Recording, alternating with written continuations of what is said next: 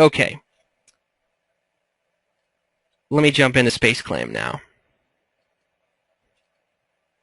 So here's the SpaceClaim environment. I mentioned that we have built this software around simplicity so that anybody can use it. The way we've done that is through the user interface. I'm highlighting the four main tools that you use in SpaceClaim to do the majority of your work. So we've built everything around these. If you understand these tools, you generally understand SpaceClaim and how to get most of your workflows done. Anybody can understand these tools and the variations of it, so it is hands down an easy tool to use.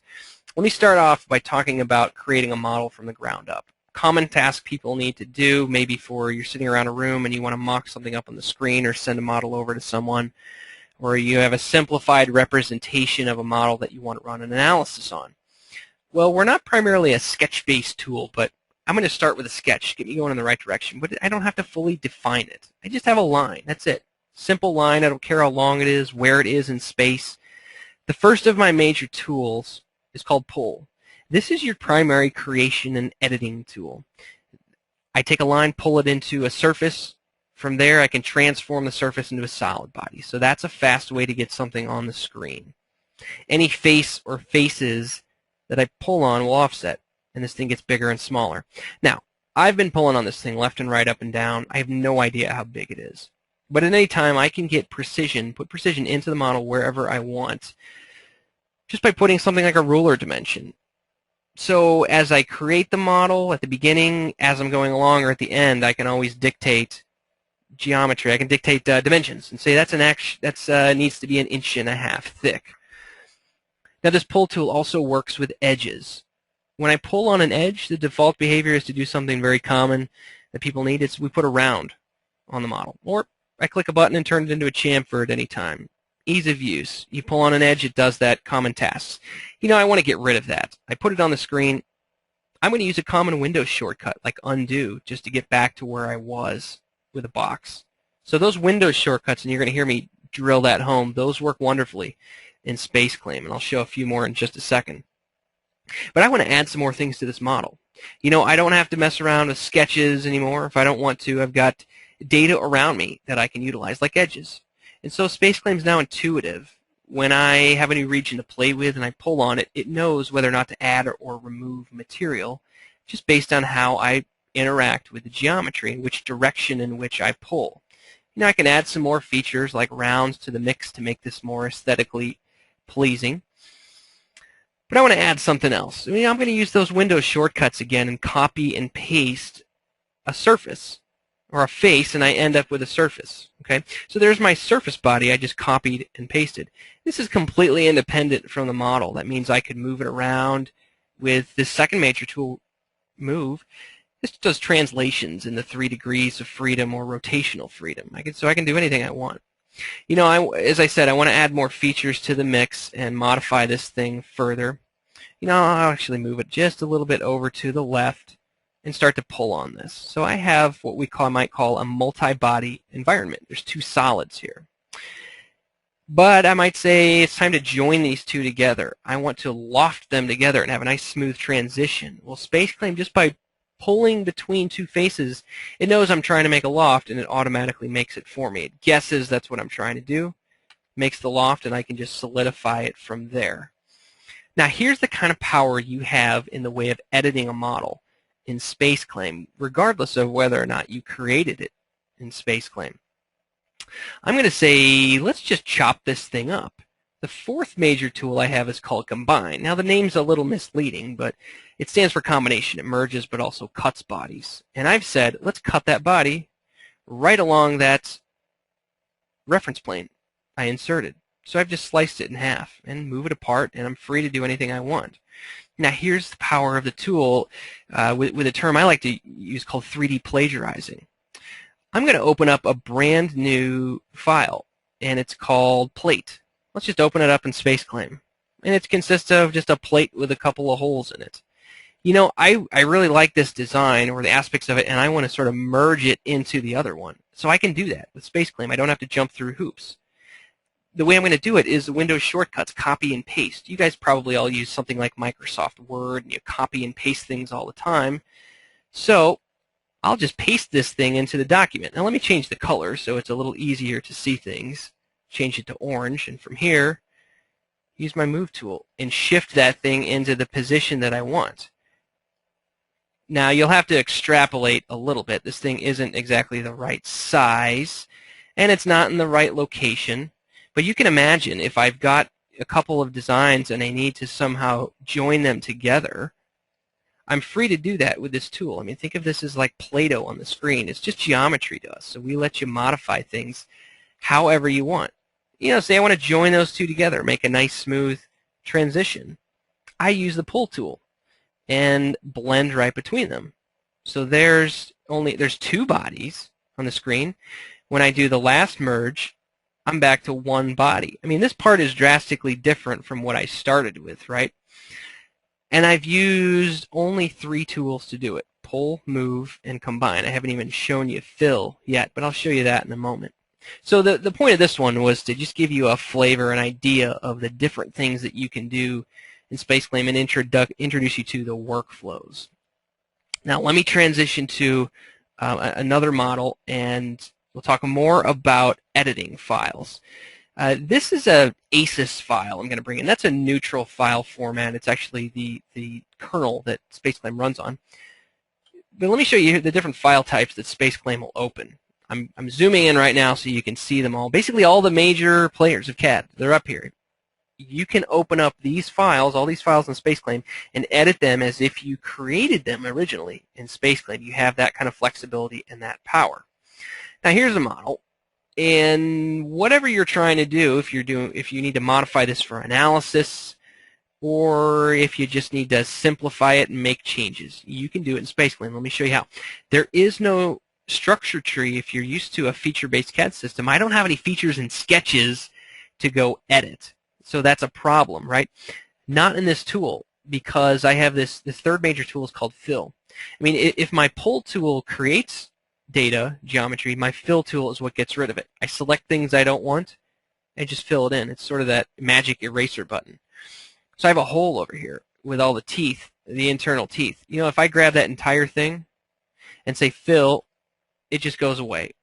I delete all that at once. You know, I'm going to undo, because maybe I want all the teeth, or I'm sorry, I don't want the teeth, but I do want the hole to be present. You know, there's half a dozen ways to get rid of that hole.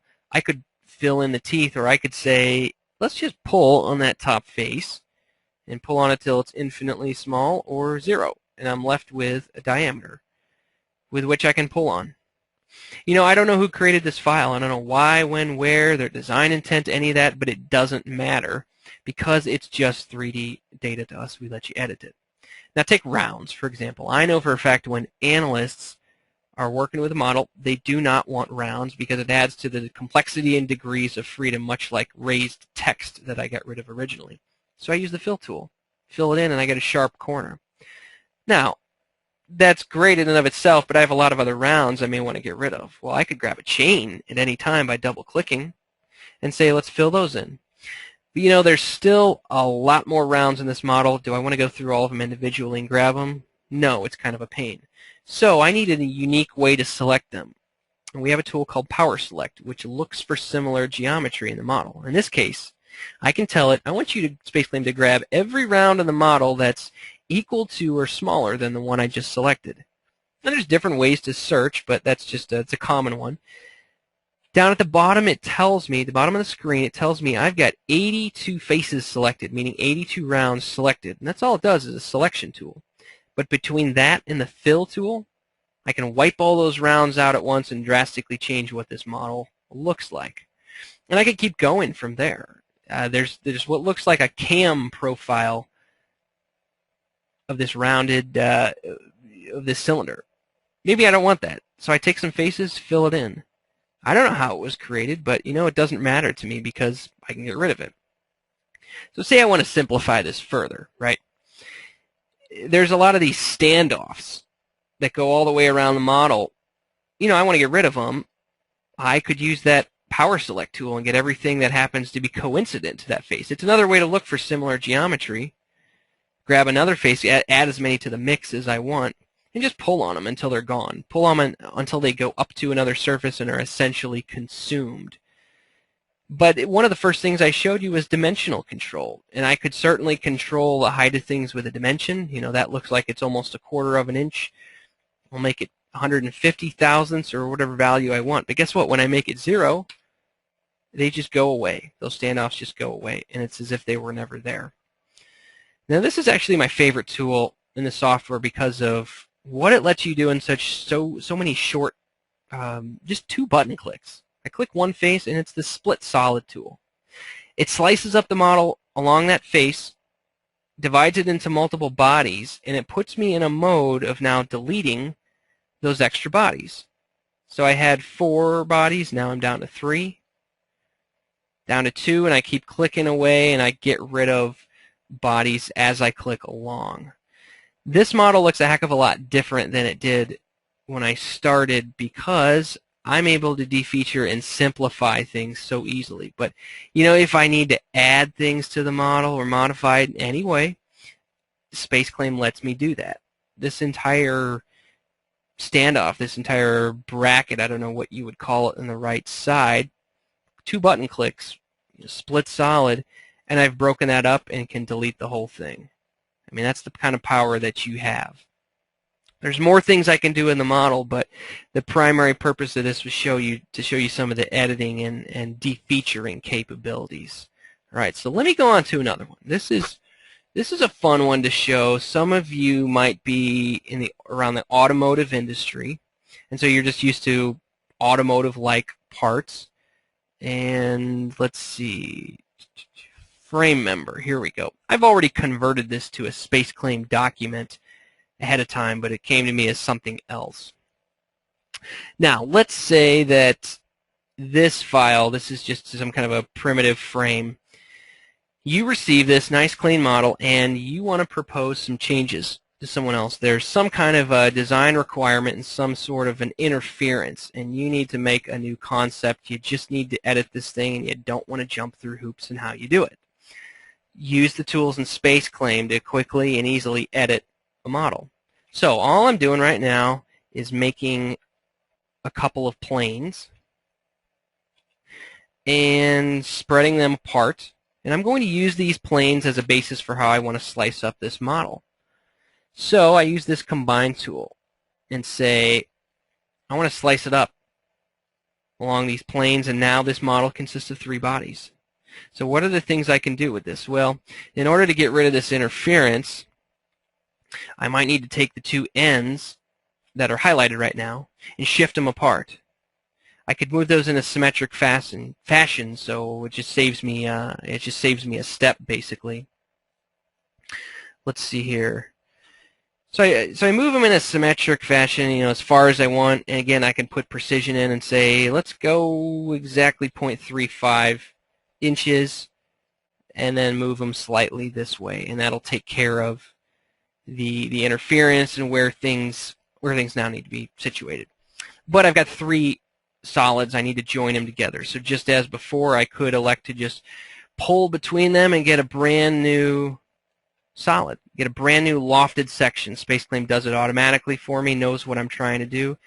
This is basically a brand new model, but let's make some more changes to it. These holes. You know, maybe I want to copy this hole and have it traverse along, just have it go along this edge, right? I hold down the control key as I'm making a movement, and it makes a copy. I mean, that's a Windows shortcut. Everybody gets that and knows that. But I can actually copy it along this edge and have it go up this face. And so I know it's the same distance from that edge wherever I go. Oops. Now I'm going to undo that. It jumped on me a little bit. Let's put one right there. There we go.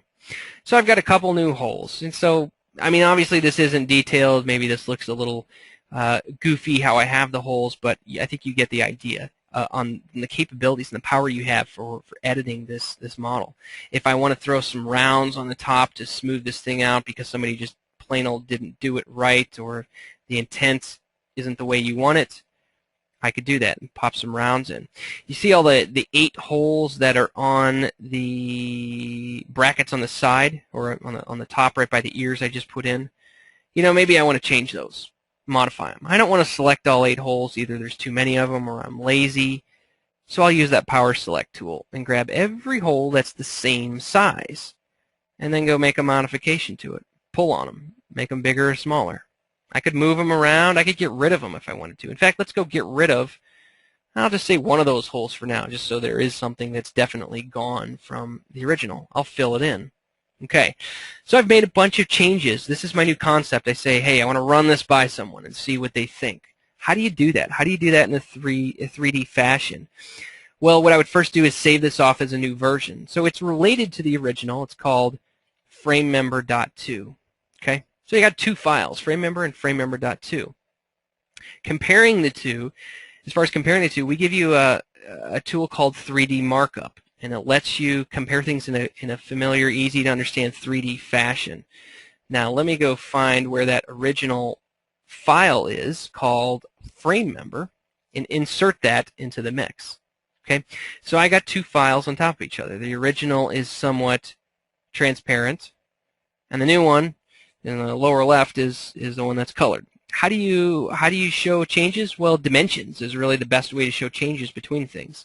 So I could put some dimensions in and show, in this case, maybe what the overall dimension is. It tells me it's about 9 1/4, and it was 7.3. So I get is, was dimensions, and I could put those anywhere in the model that I want.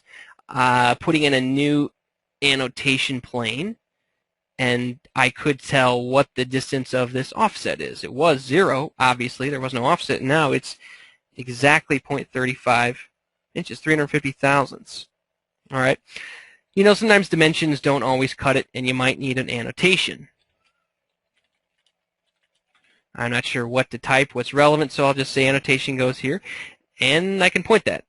Anything I want, any sort of text you need to show or to put in there to convey what's changed, you can do that.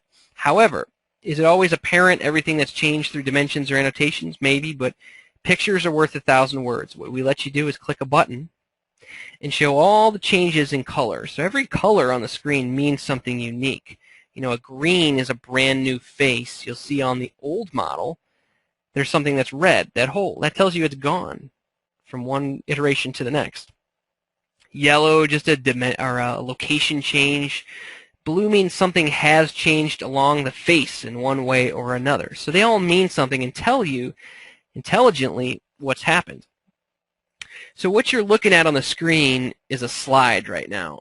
And here's that slide. I could always add a new slide to the mix and show 2, 3, 4, as many iterations as I want and have as many slides as I want, as many different viewports to show what's actually happened on this model.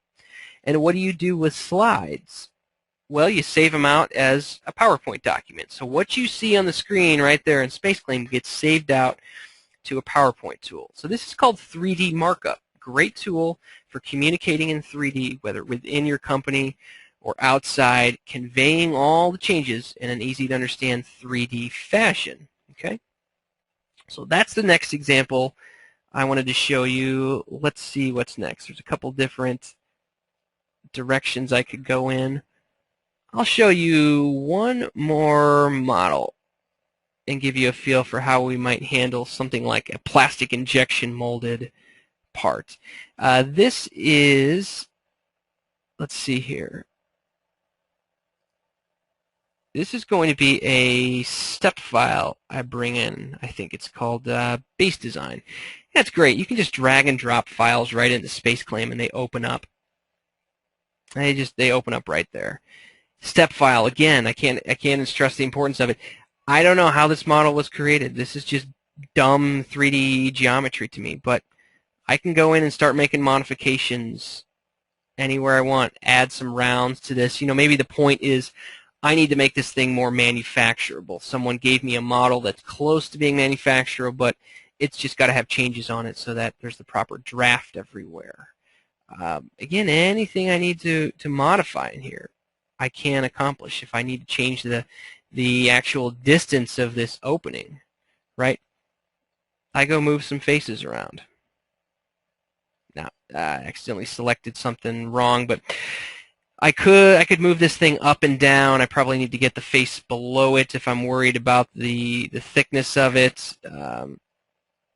and sometimes I can't. So right there, I wasn't able to make a change. You know what I would just do though is probably fill in those faces and just get rid of them. I'll just undo it for a second and show I could move that thing up or down and change the depth of it. In fact, I might just try to move it right now while those rounds aren't there. I mean, rounds can be problematic anywhere. They're complicated, but we give you the tools to either undo what you've done or fill them in. There we go, and then go make those changes. So now I could just reinsert those rounds, or actually add draft to that face, to those vertical walls, and I'll show you that how to handle draft on the inside of this model. There's a ton of things I could do on this model, but I'm going to try to just keep it short and simple. How do you know if you need draft on something? How do you know if something is moldable? Well, we have a tool that lets you look for, it's a draft analysis, and it will show you what your draft actually looks like. Now, I have it set to 0 degrees, so that's not relevant. So if I change the angle to 2, then every face that shows up in red, it does not have adequate draft. It doesn't meet that 2-degree requirement. You can see the perimeter, that ring around here that's red. So I need to take care of that, and then a bunch of things on the inside as well towards the center. So let's just take care of both of those, and I think I'll kind of wrap things up. All right, this perimeter, that ring doesn't have draft, so again, there's a lot of ways to remedy that, but I think the easiest way would just be to get rid of those faces and let the walls, the vertical walls, extend up. So I just fill in the faces. What's happened, excuse me, what's happened is that the vertical walls have just extended all the way up, and there's adequate draft everywhere. Now, something I'm not sure if I've shown you yet, I don't think I have, but this is extremely relevant in the way of modifying models, is that we let you slice a model in half and visualize it in a familiar cross-section mode. It's not good for just visualization, but you can actually edit a model, fully edit a model in a cross-section mode. So pull, move, fill, and combine, those 4 main tools and everything else I've shown you, you can utilize those in a cross-section mode. So how would I do that? I've got things like draft that I need on those 8 vertical walls. You handle things like draft with the pull tool. I grab faces I want to draft with this and select a draft plane, and it tells me right there what the draft angle is. Excuse me just a second.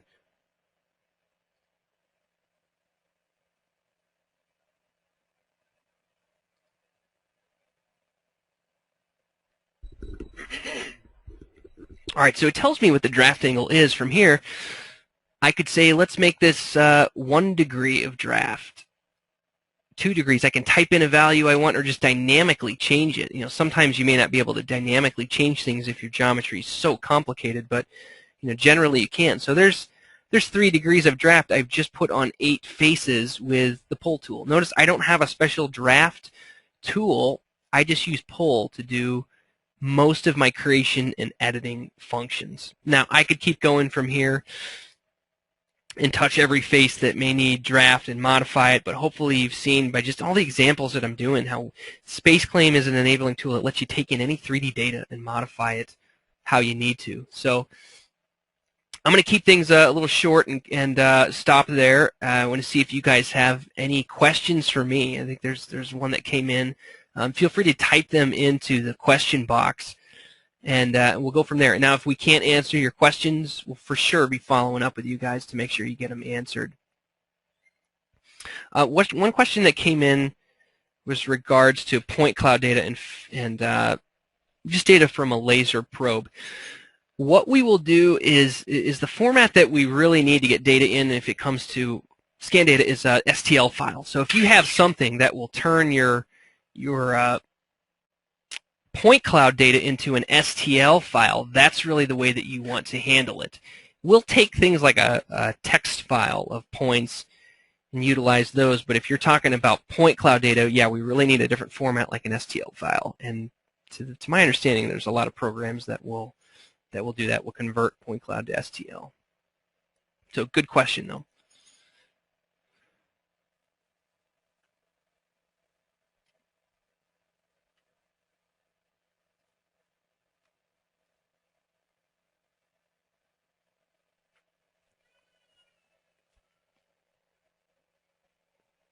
There's a question about getting data from scanners and any plugins that we have. Not at the moment. I mean, this is really, I think there's other software that really concentrates on that. And again, we handle the editing of data once you have it in a 3D form, or if it's not in a 3D form for whatever reason, if it consists of surface bodies or something that came from elsewhere that's incomplete, you can convert it to 3D, but there's no plugins that I'm aware of.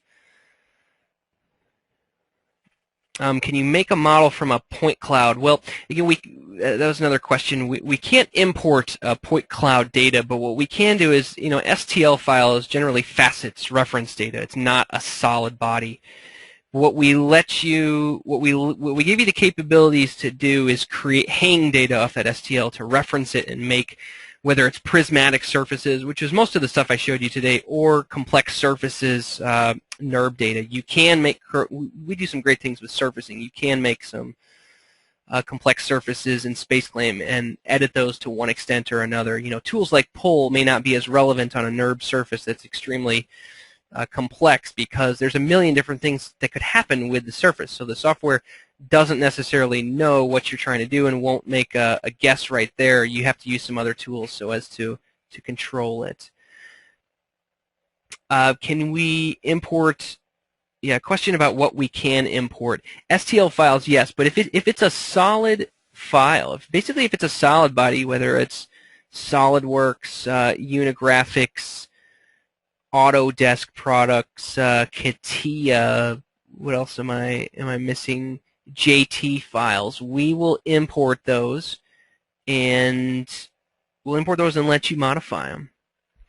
So there's a question about STL files. That might be one to follow up another time. Actually, I do have an STL file that I'll pull up right now and show you how that can be modified. Let me go find something. Just a second.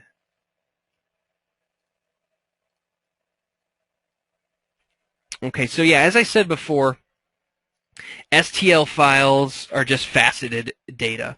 They're not solid, so you have to use some kind of tools to recreate the geometry for you. Okay, let me get that on the screen. All right, so here's an STL file that I brought in. It comes in and it says mesh, so it's not a solid data. You can tell right away. If I show all the facets of the mesh, you can see just how complicated this thing really is. So the scan did not come in very clean, and this could be the result of any sort of scan, just bad data. So we let you actually recreate this. Now there's a bunch of things I could show you. Again, I'll just kind of keep it simple for now. How do you do it? Well, the trick is two things. When you take a cross-section of an STL, we will find out where the cross-section intersects the facets, and we'll actually let you fit a curve around it. We will draw a series of splines and arcs and lines that clearly fit where the facets intersect. Now, for me to recreate this, I really only need one half of it. I'm going to skip out on the left-hand side, right? That's not relevant for me because it's not complete, so I'll use just the right-hand side instead. So I just use a couple simple sketch tools to be able to get this in a useful state and get rid of everything on that one half. Now I have a closed loop set of sketches, or sketch entities, vectors, that turns into a surface. How do I recreate this thing? I use the pull tool and say I want to revolve it around an axis. Let me just zoom out for you and make a full revolution. And I've got that part recreated. There are some complex surfaces on this, but regardless if they're prismatic or complex, we will still create those. So if I change the color, you ought to be able to see the real part and the mesh side by side. Let's change that to, there we go. So you can see how closely they fit. I mean, it's basically right on.